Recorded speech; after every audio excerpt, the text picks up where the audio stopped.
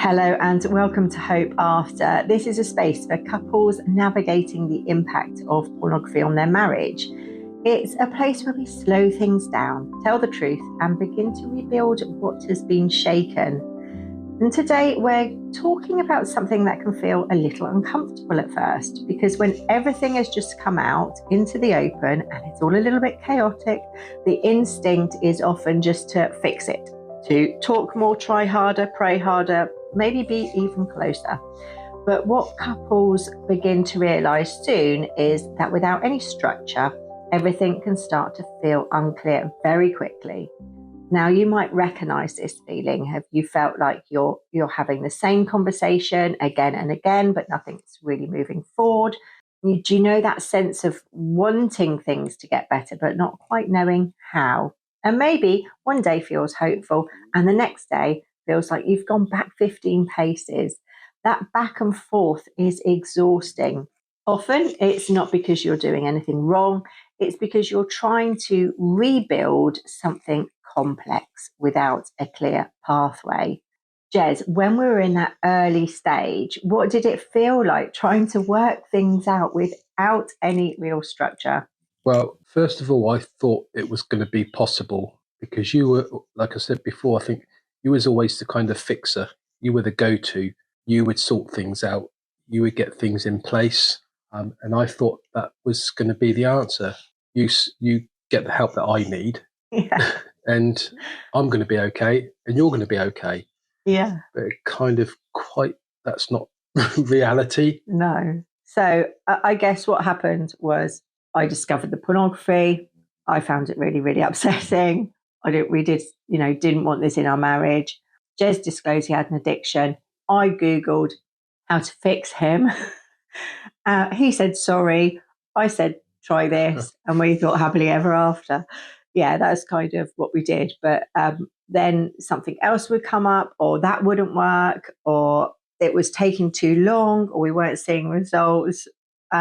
Or I would get really, really upset, and we just didn't know how to navigate all of those things. Yeah, and I think as well, it's like, we've heard it many a time, is that, about asking the questions and you go, oh, we're not going over the same thing again. How many times did that happen? It probably didn't happen that many, but for me, it felt quite a regular occurrence. Yeah, because I was just like so upset. I mean, I'd been punched in the gut. The rug had been pulled out from under me. So, I mean, I was questioning the marriage, my worth, who this man was, who I was married to. And I didn't know how to deal with all those really big questions. So I was walking around not knowing whether I should talk about how I was feeling. In fact, I don't think I really talked about how I was feeling. I thought if I just hold it together, everything could be okay. Didn't really share with you how I was feeling often. When I did, I just felt like I was going over the same thing. That's because we were. And most of the time I'm walking around on eggshells thinking, is she going to ask me something about it? And like I said before, one day I'd see you as like, oh, she's looking quite happy about things, not knowing then how you were inside. Yeah, because we hadn't done any of that type of work at all. And I think that's the problem is I just kind of Googled something, found some YouTube advice, and we followed that program, and I thought that would fix everything. And that was the NoFap program, which we'll talk about in another episode. But really, we didn't really put much else in place. We didn't, because the weeks and the months went on, and then you sort of feel like you're getting a bit of your marriage back, or that it's okay. I know he's not looking at the porn, so everything should be feeling okay by now, surely. So the weeks and the months have gone on, and then something happens. I see something on the telly which triggers me, or I see someone in the street that triggers me, and I'm back to miserable again. And Jez is, what's wrong with you, darling? And I'm like, it's that thing you did, darling. And it's like, oh, that again. So yeah, it was just really hard. It was really difficult. Hopefully I can say this as well as, kind of life gets in the way of things. We become busy. We had 2 young children. One of them became quite poorly. So all the attention was focused onto that, which, it wasn't a great time. but also it was a good time because we didn't have the conversations. Our marriage was kind of falling apart, but we were there for each other and we needed to be. Yeah, but that was all. We were literally hanging on by a thread. We just didn't know what we were meant to be doing and when, and what could wait and what needed attention straight away. And I think for you, I guess you thought by saying sorry and by thinking that you had enough willpower to stop, that was probably enough. And I think I thought that. Well, absolutely. I thought it was enough. As long as I could see you smiling, which those times I didn't really see a lot of that. But sometimes there would be a little glint in your eye. I personally felt she's doing good. She's okay. She's not going to ask me the questions again. Yeah. So I was always trying to hold on to those moments, thinking, it's only going to be a matter of time, and then it's going to be forgotten about. It's gone. It's over. How foolish was I to think that? Yeah, and it's a common place that lots of couples find themselves in because no one really teaches you how to rebuild a marriage after something like this. In fact, we don't really we call it rebuilding, but we don't really rebuild the marriage. But you're literally demolishing it and starting again. Yeah, didn't we say about redesigning it, not rebuilding it? Yeah, it is more like that because rebuilding it implies that you're just sort of fixing it and not really dealing with the foundations.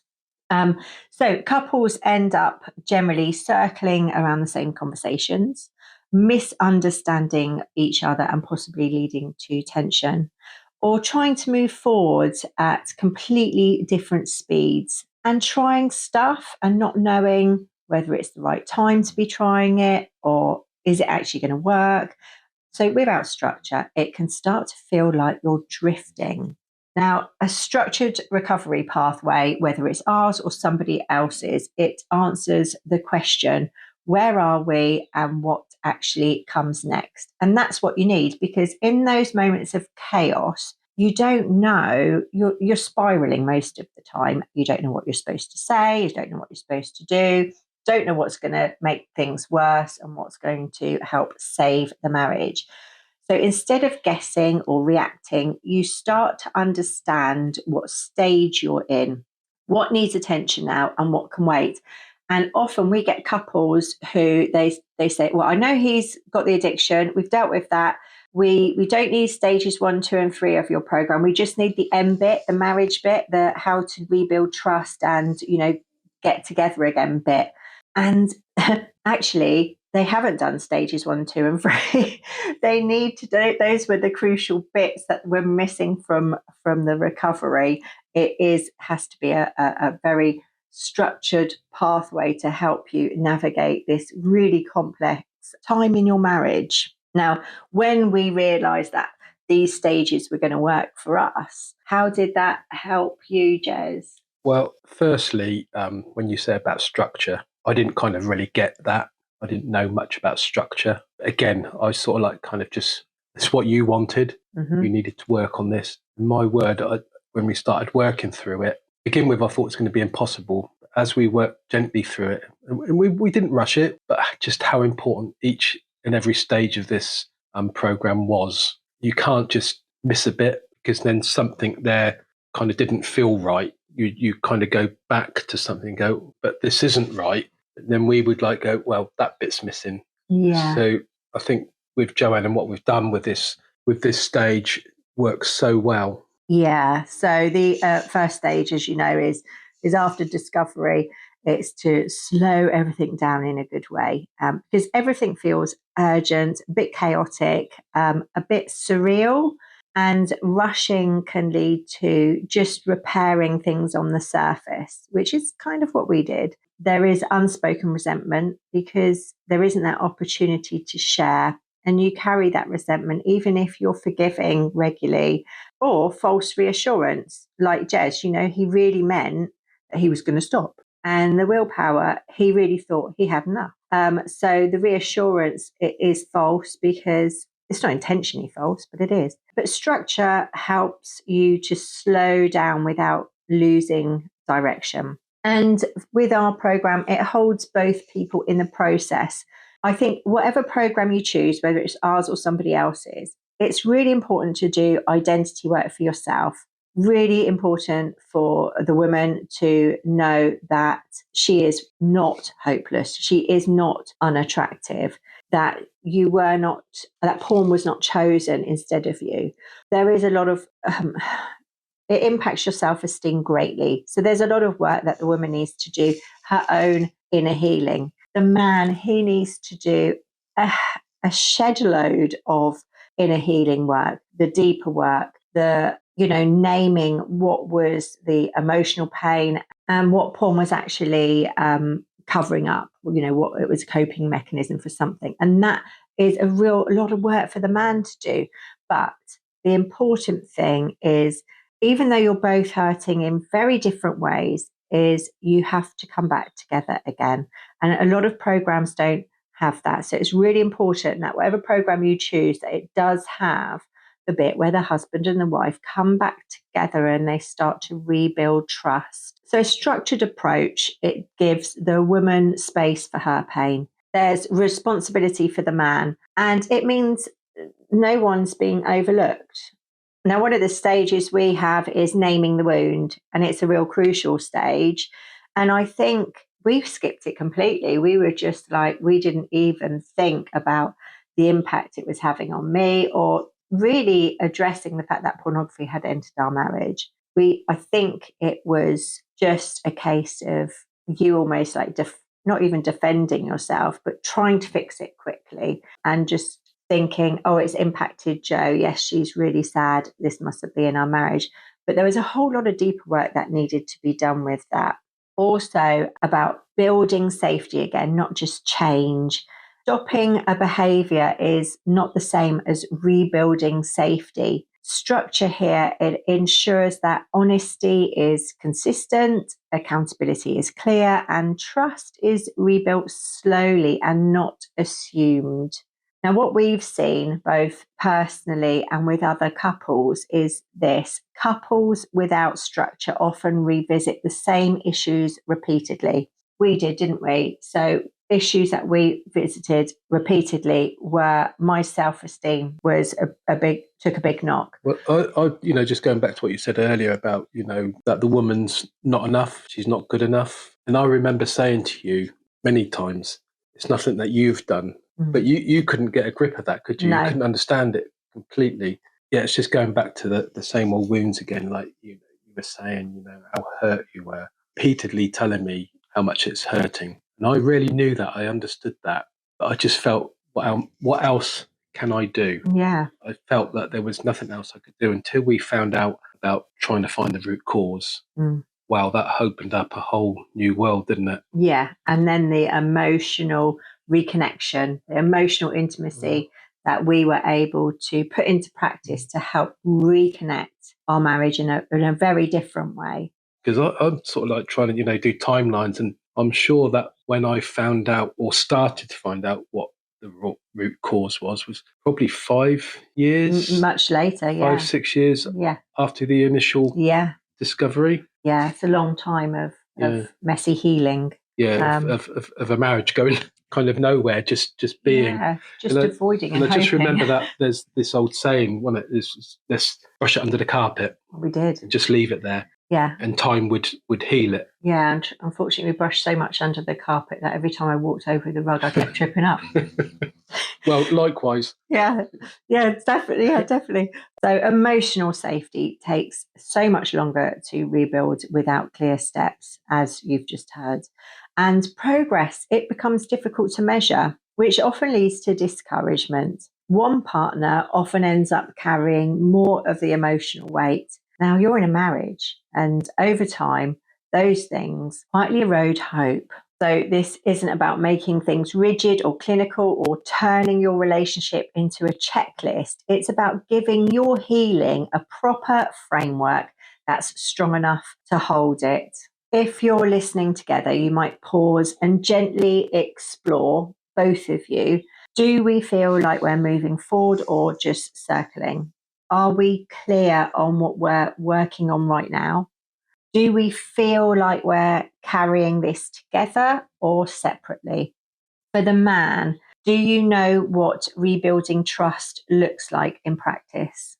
And for the woman, Do you feel safe enough in your marriage to be honest about how this is affecting you? I just want to talk a little bit about responsibility with structure. For me, as I said earlier, structure didn't really mean a huge amount to me. I'm still thinking in my head, how is this going to work? I was praying that it would work. And believe me, it did work. So it's really accepting that you're going to go through with this structure, follow it through, try to understand it. And really, for me, because being a man, we always want to try and fix things quickly. But understanding that you do need to take it slowly. It takes a huge amount to have these conversations with your wife where you can sit down, be open and honest about it. But what we found, it really worked. It opened up a whole new world, just gave us, hope, hence the name. And that hope did work for me and for Joanne as well. Yeah, massively. To talk about it and continually to talk about it and to understand each other's pain as we went through. And I do remember a little while ago when we were talking about, how to respond in some ways. And I remember, saying about Joanne's hurt and how she hurt. And I said this foolish thing that, yeah, I'm hurting too. And then soon after that, learning a little bit more about that Joanne's hurt is much more important than my hurt. I can get over the hurt much easier than she could. Yeah, and it was communicating. It was that lack of communication. We hadn't learned about emotional intimacy. We hadn't learned how to communicate or how to put in place how to make the woman feel safe again. Yeah. We didn't know any of those things. So what we've done is we've taken all the things that we've learned, we've put them into a stage program, and we've taken out all the stuff you don't need to worry about, all the stuff that is just a fad or a quick fix. We've removed anything like that, and we've put together the most beautiful structured pathway to help you redesign your marriage on a firmer foundation. In fact, we've now got a better marriage than what we had before. Yeah, I was just about to say, sort of working through that program a while ago. Now, I can't remember the time when we first decided to do it ourselves. I could actually see a different wife. It was beautiful. She got this glint back in her eye. She got a beautiful smile back. And that for me was just wonderful. And just to sort of let her know that I'm in a good place, I'm doing really well. And these conversations, we just opened up to one another. And I just remember sitting on the sofa one day and just drawing really close to one another and holding. And it just felt so different to what it had ever been before. Yeah. So, our marriage is better now than what it was before. And I never thought that we would ever, I never thought I'd ever be able to say that again. In fact, I wouldn't want to go back to the marriage. I would never want to go back to the marriage we had before. It's much better now, and I praise God. So the hopeful shift. This is where things begin to change, because when you have structure, instead of reacting or guessing or holding everything together emotionally, you begin to move forward with intention, with steadiness, and something to build on. And I hope that that's what we've created for you. And if you're in that place right now, feeling unsure how to move forward, the pathway is exactly there for this reason. It gently walks you through stabilizing after discovery, understanding what's really going on with both the wife and with the husband. And then it's about rebuilding trust together, restoring that marriage, not restoring that marriage, redesigning that marriage step by step. And you can explore that at hope-after.com. You were never meant to navigate this by instinct alone. Your marriage doesn't deserve a quick fix. It deserves so much more than that. Needing structure doesn't mean you're failing. It means you're choosing to redesign it or rebuild it well. Thank you for being here with us. If this episode has helped bring clarity, you're welcome to share it with someone who might need it too. And if you'd like it to reach more couples who are in the same situation and quietly and desperately not knowing what to do next, then please rate or review the show. It's actually also the only way we know that it's serving you. And wherever you find yourselves today, there's still a way forward.